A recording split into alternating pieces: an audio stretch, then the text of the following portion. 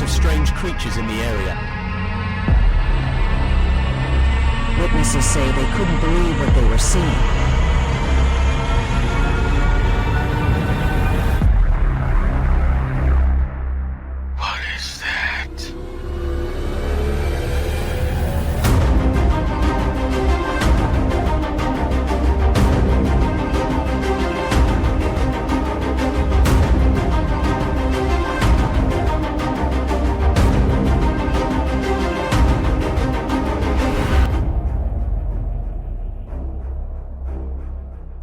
Welcome, beloved fofers, doubters, naysayers, non-believers, and skeptics. Welcome to Paranormal Fable or Fact. I am Victor Trevino, joined by my co-host and beautiful wife, Tammy.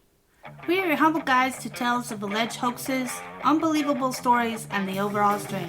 If you want your story to be on the show, send us an email at pfableorfact@proton.me. The rules and the rules for debunkers are in the show notes. Like, give us a good review, hit the notification bell, and subscribe. It's the easiest way to support us. Yep. As always, our appreciation goes out to our veterans, our troops, and our first responders. God be with you and yours.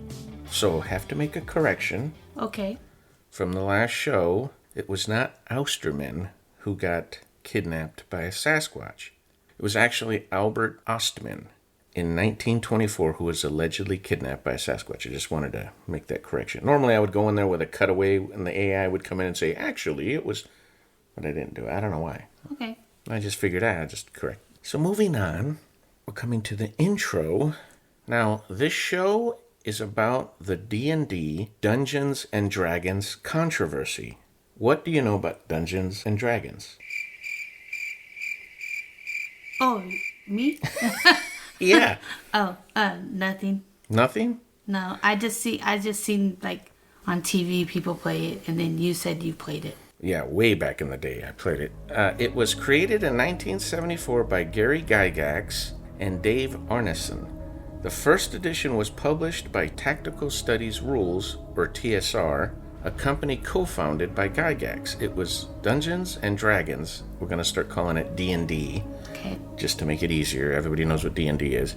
D&D wasn't the absolute first game with role-playing elements, but it was the first commercially successful tabletop RPG, which is TTRPG, RPG meaning role-playing game, establishing the genre, core concept like character persistence, classes, experience points, and a dungeon master, evolving from war games like Chainmail and launching the entire RPG industry. Okay. So it was a leader of its time. Okay. So the gist.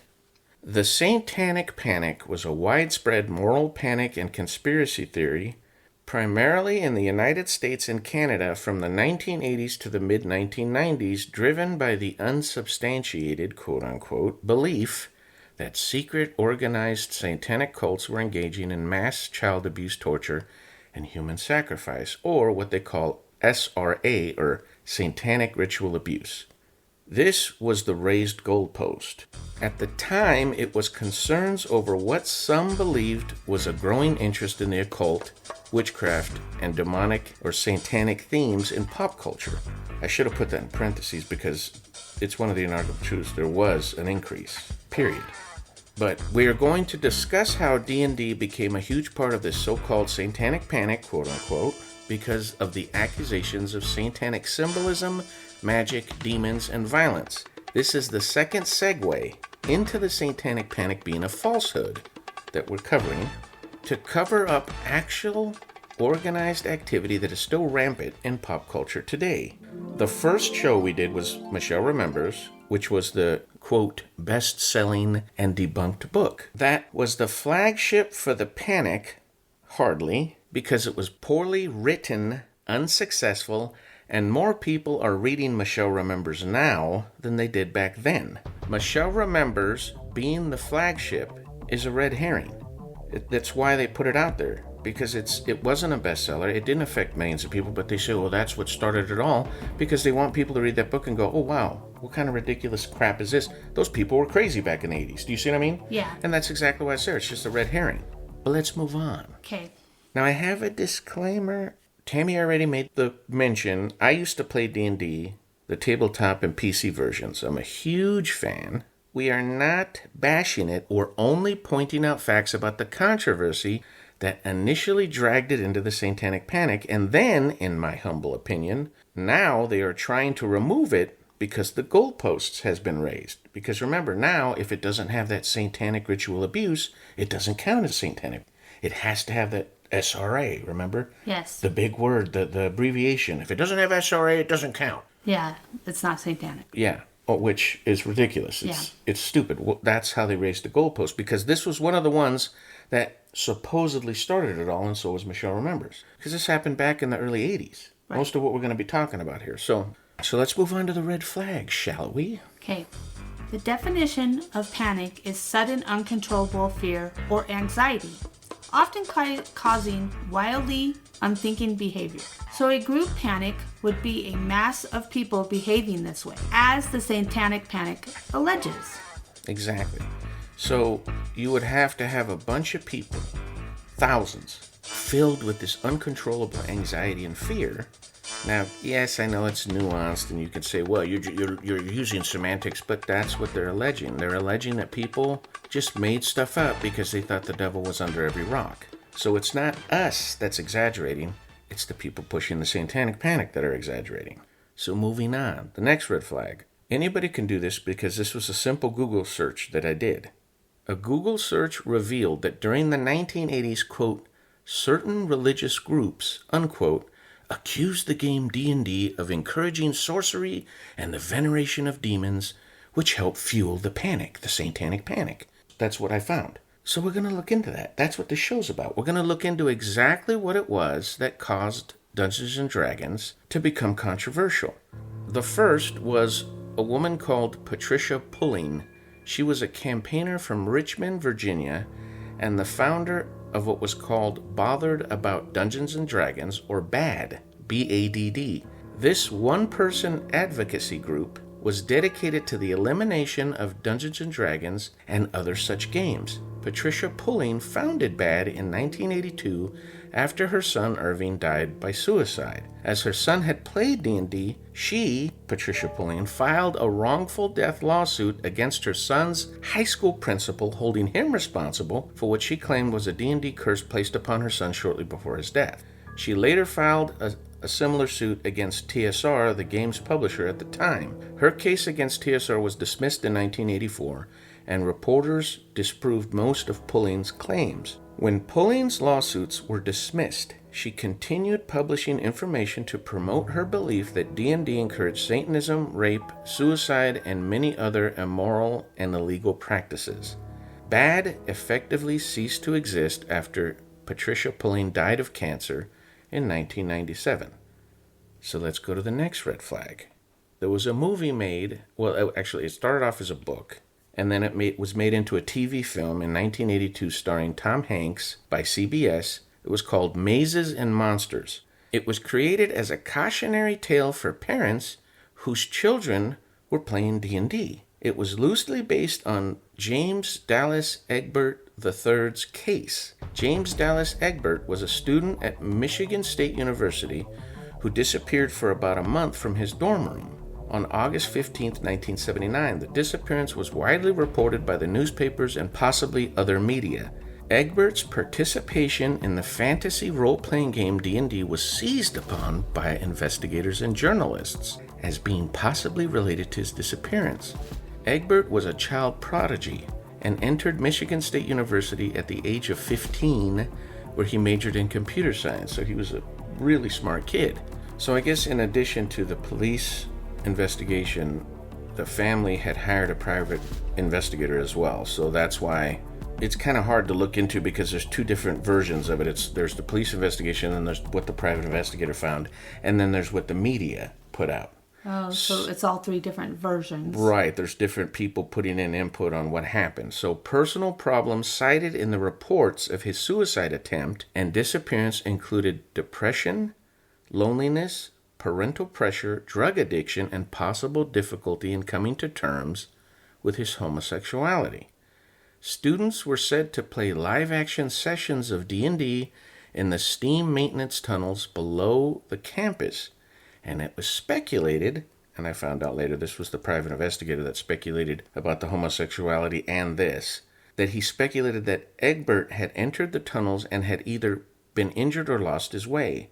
D&D was described at the time by some journalists as a, quote, bizarre and a secretive cult that players could only join, quote unquote, by invitation. So is that why they made it so secretive and under the campus? Played it? They had to make it secret? Oh, well, that's just what it was alleged. Oh, okay. You see what I mean? Oh, okay. They went down there probably because it resembled the dungeon. Oh, and it made it more real. More, yeah, what do they call immersion? More immersion. You're getting into the story more. Your voice is echoing. Yeah. It's probably dark in areas, and you got your little candles lit. It probably made the game better for them, and that's why they did it. The point is it was journalists, private investigator, and the media that were finding all this stuff, that were accusing it of being this bizarre and secretive cult, and that players could only join by invitation. Just remember that, because that's very important. Okay. So moving on. Just like with gun control, and I know that's going to make a lot of people cringe, but it's true, the more the media sensationalized D&D, the more the sales grew. Right before the steam tunnel incident, the basic set of D&D was only selling about 5,000 copies a month, if that. By the end of 1979, after this incident, and after all these reports started coming out, it was trading over 30,000 copies per month and only going up from there. So, where's the panic? It just skyrocketed when they started talking about, it's dangerous and it's a secretive cult, and the media sensationalized it. You know how they sensationalize crap today. Yeah. The sales shot up. Well, yeah, because they're saying, kids, this is dangerous to kids. And kids are don't like, play it, so everybody wanted to play it. Right. Another proponent of the D&D controversy was Jack Chick and his Chick Tracks, which portrayed D&D as a method of recruitment. I looked into Chick publications, and it is religiously run. I guess Jack Chick was a very fundamental Baptist, and he was very strict on a bunch of stuff. So they were publishing stuff, basically warning people, don't do this, don't do that. Little publications, right? Right. So I looked up how large of a company it was, and this was the Google search. You can do it yourself again. Unlike large publicly traded companies, Chick Publications doesn't release detailed annual reports, but available data indicates it operates as a small, privately held business with revenues under the $4 million mark per year. Considering it has been around for over 50 years, this is a very small company. Now remember, why are we going through this? Why are we talking about this one-woman advocacy group, and then the media sensationalizing this missing kid, and now this, being cited as one of the things that are causing the panic? Because we're looking at a single mother who struggled over the suicide death of her son. We're looking at some private investigator that, I don't know if he was just trying to get media attention or something, I don't know. But he was saying all this stuff, and then the media ran and sensationalized it, and now we're looking at a tiny little publication that is putting out what are called these little Chick Tracks, and this is what's causing the panic. Right. This is it. This is their ammunition saying about how everybody's running around with their hair on fire because of what's going on. Right. Are you convinced so far? No. In 1985, a segment of 60 Minutes, which is the mainstream media, again, the host Ed Bradley said, quote, D&D has become popular with children anywhere from grammar school on up. Not so with a lot of adults who think it's been connected to a number of suicides and murders, unquote. During the same segment, a guy named Thomas Radke, president of the National Coalition on TV Violence, there's the Christians, there they are, there's the religion. I knew it, God boy, see, Christians were involved. Hear me out, let me finish. The National Coalition on TV Violence linked the game to 28 murders and suicides. In response, Gary Gygax, who was on this panel during this 60 Minutes segment, said, quote, this is make-believe. No one is martyred. There is no violence here. To use an analogy with another game, who is bankrupted by a game of Monopoly? Nobody. The money isn't real. There is no link except perhaps in the mind of those people who are looking desperately for any other cause than their own failures as a parent. Ooh. Shots fired. Yeah. But he's Cross the bow. But he's absolutely right.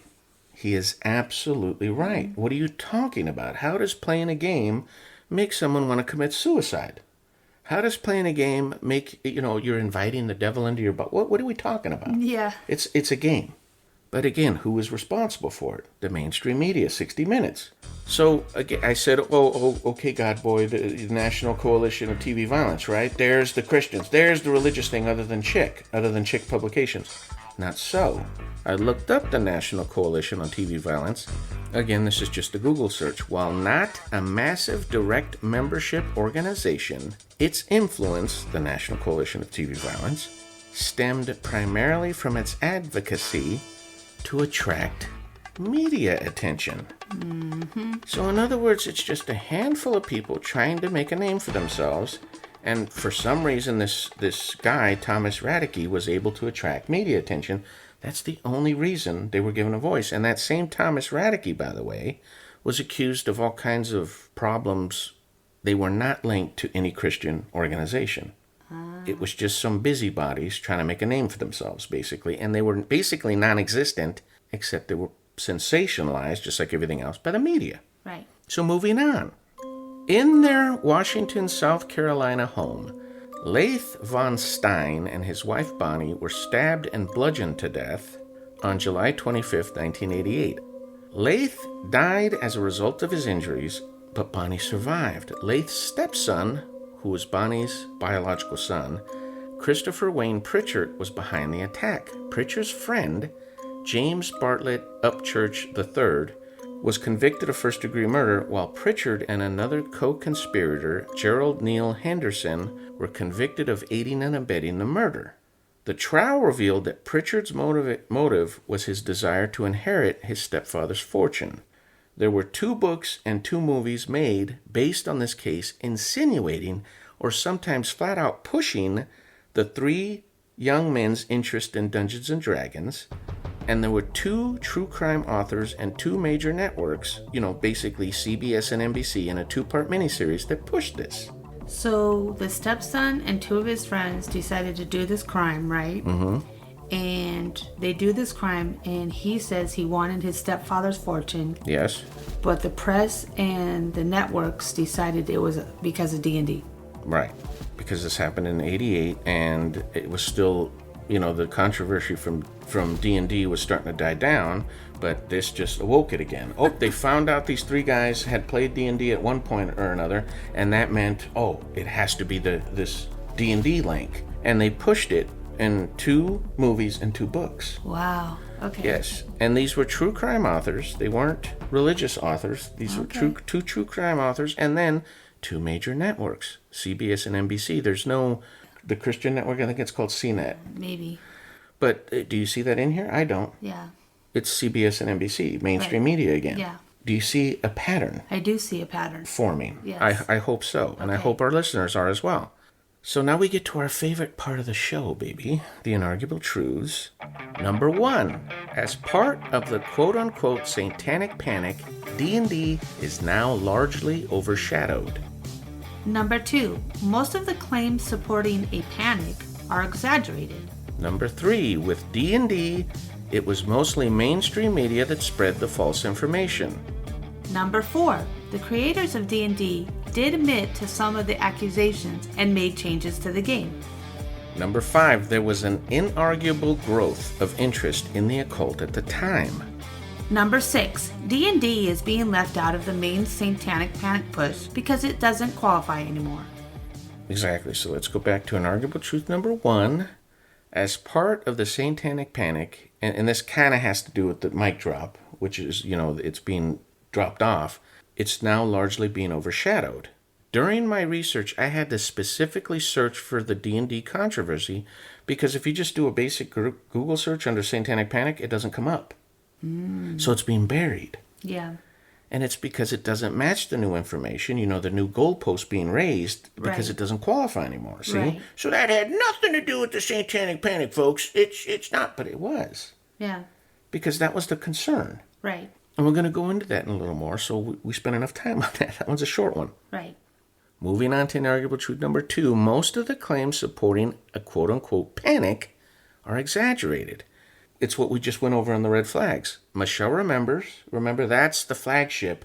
Millions of people read this bestseller and just freaked out about all these Satanists being under the rocks, and they were behind every tree. And we looked at Michelle Remembers. It was a poorly written book. It wasn't successful at all. It was on no bestseller lists.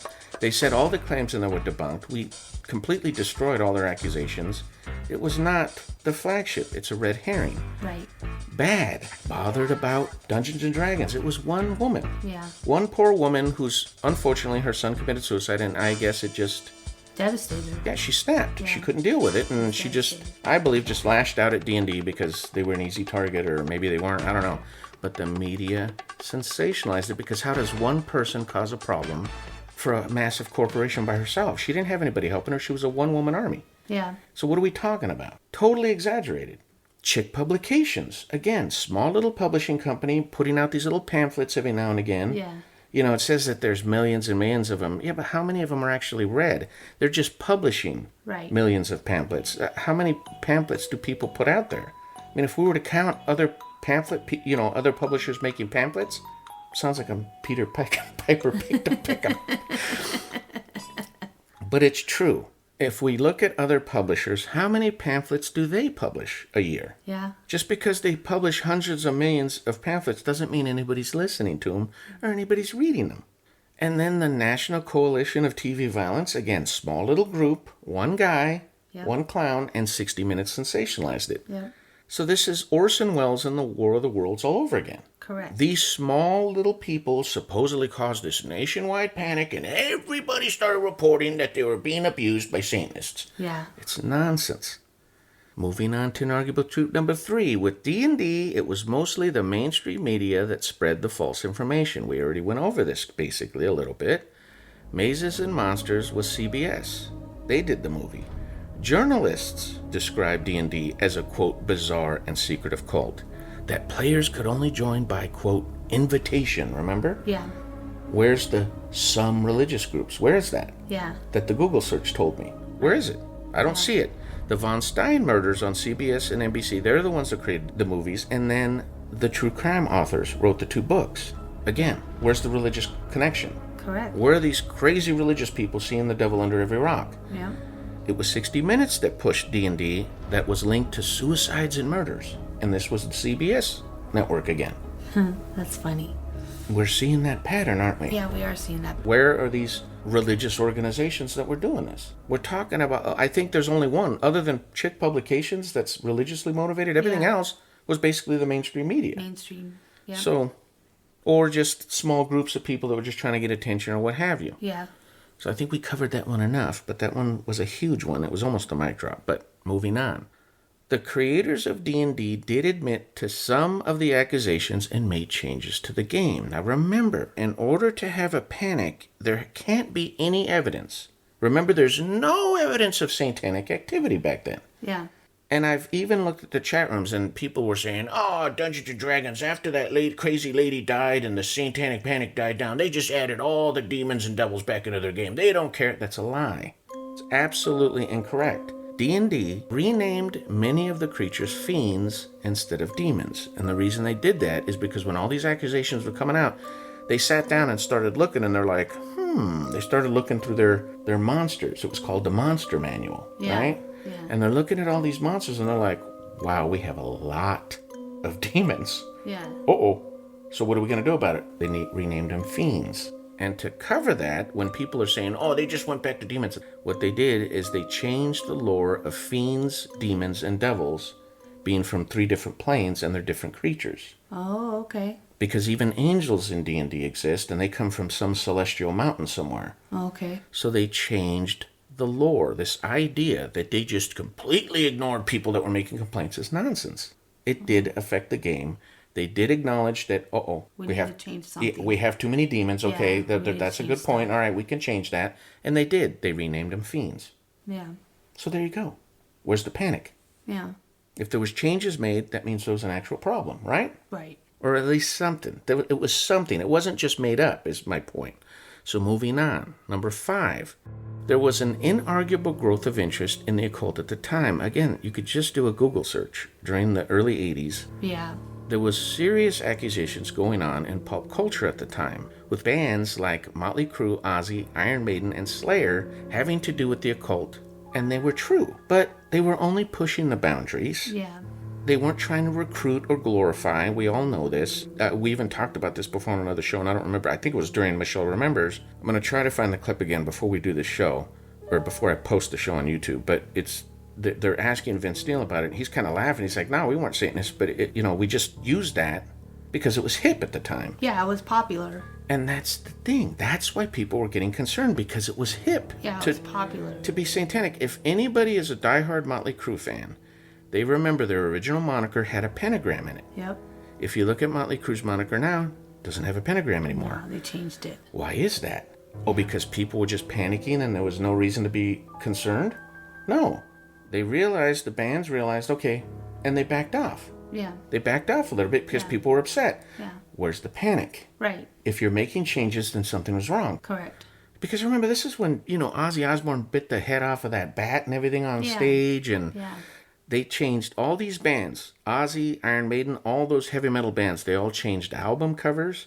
So they toned down their lyrics and they toned down the subjects, as did other bands. They made the changes. There were concerns, there was stuff going on, and the band said, okay, yeah, we'll tone it down, no problem.